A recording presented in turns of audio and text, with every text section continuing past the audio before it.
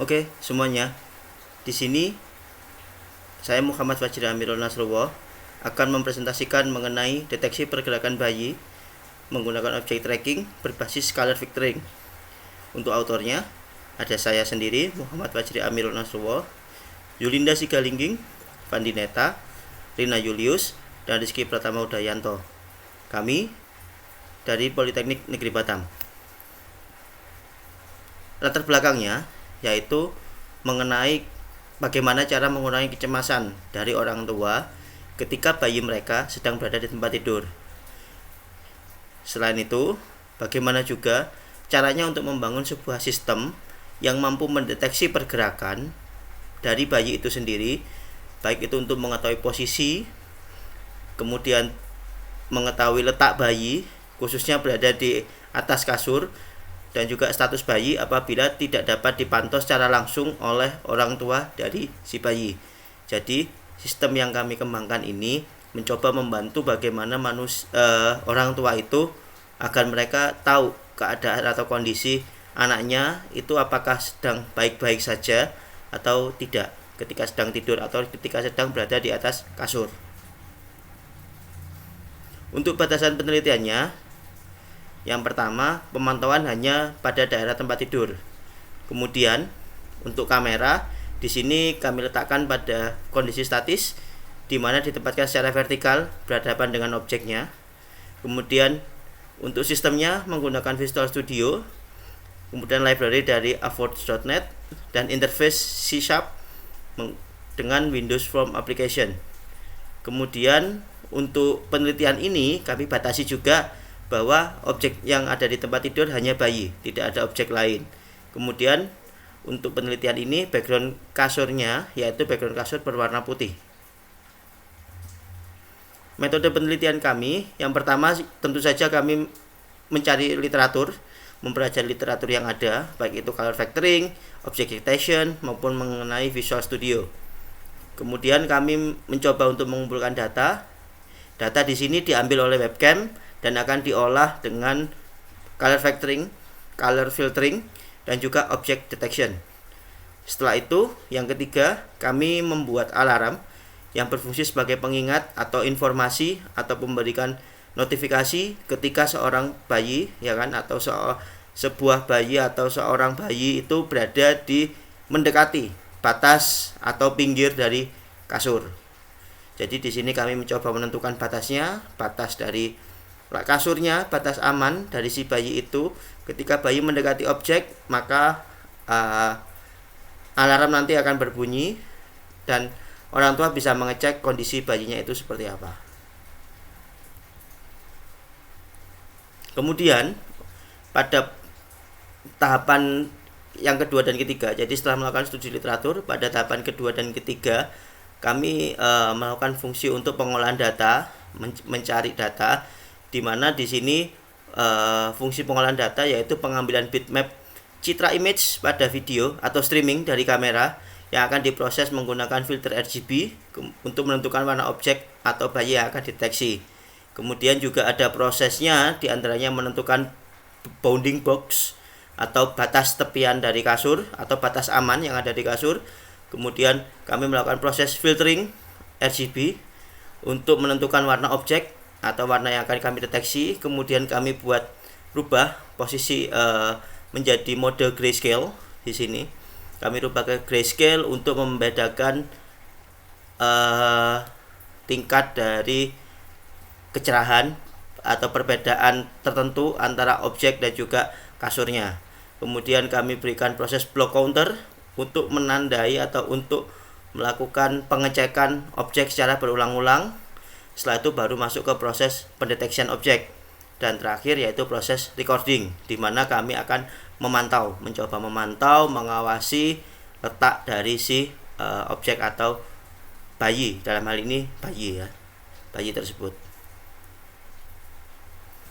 Setelah itu nanti ketika ada juga proses lain yaitu proses warning and save, di mana fungsi ini atau proses ini yaitu menentukan apakah posisi bayi pada area aman atau tidak.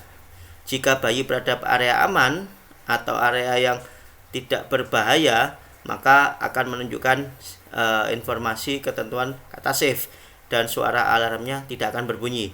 Tetapi jika bayi ada mendekati pinggir dari kasur atau pinggir dari batas, maka dia akan menunjukkan kata edge detection.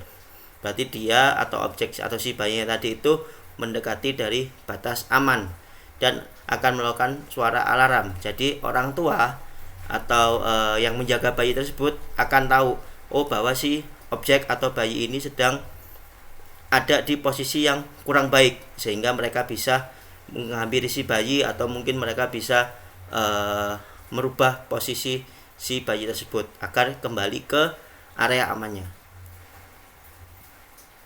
Di sini ada beberapa pengecekan yang kami lakukan, yang kami ujikan, yaitu kami melakukan pendeteksian objek dengan pencahayaan berbeda.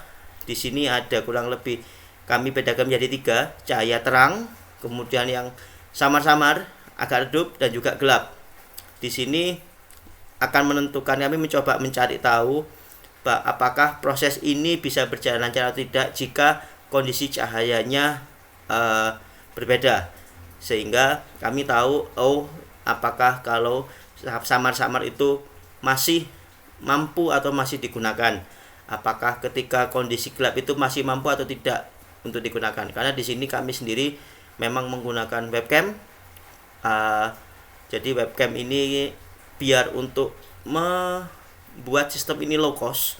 Jadi kami cuma menggunakan webcam ya, sehingga benar-benar bisa terjangkau dan bisa digunakan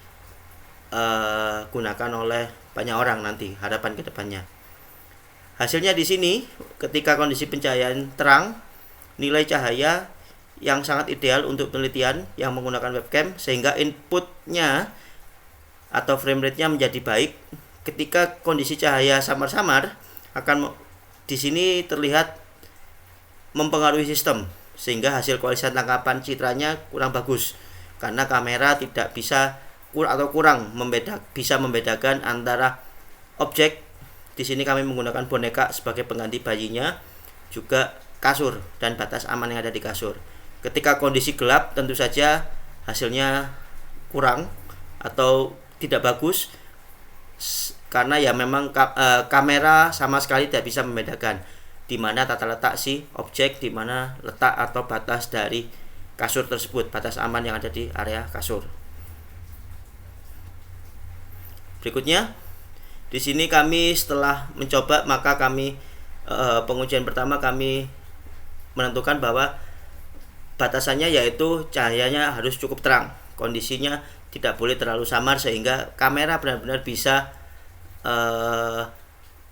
mengecek hasil atau bisa melihat kondisi bayi dan mengetahui mana batas aman dari si bayi itu atau objeknya. Dan di sini tahapan berikutnya kami mencoba menguji sistemnya, bagaimana sistem itu apakah bisa membedakan ketika bayi berada di area aman dan ketika bayi berada di area pinggir atau mendekati dari batas aman di sisi kasurnya. Dari seluruh penelitian yang kami lakukan, kesimpulannya yaitu sistem yang kami buat bisa melakukan atau mendeteksi bayi dan menerapkan range of area atau bounding box yang dapat mendeteksi pergerakan bayi menggunakan metode color filtering dan juga object detection. Kemudian dari pengujiannya, perbedaan warna objek dan latar belakang objek sangat menentukan keberhasilan dari pendeteksian objek. Ya, kenapa di sini kami menggunakan pengujian ini boneka yang berwarna agak coklat dan juga kasur dengan warna spray putih. Jadi untuk memberikan informasi lebih lagi ke kameranya untuk mendeteksi apakah objek ini agar si objek bisa lebih mudah untuk terdeteksi atau tertangkap oleh si kameranya. Kemudian pencahayaan tentunya mempengaruhi hasil dari pengecekan si kamera itu, dan juga hasilnya sistem mampu memantau pergerakan bayi, dalam hal ini prototipe yang kami gunakan boneka, agar tidak berada di luar atau ketika boneka kami letakkan di sekitaran pinggir dari kasur sistem benar-benar bisa berjalan, sistemnya benar-benar bisa bekerja, memberikan warning sehingga orang tua si bayi itu tahu bahwa kondisi bayinya sedang berada di pinggir dan mereka bisa segera mendatangi si bayi atau menjaga bayinya, meskipun mungkin sebelumnya mereka sedang sibuk berada di area lain di luaran kamar. Oke, demikian presentasi dari saya. Terima kasih. Wassalamualaikum warahmatullahi wabarakatuh.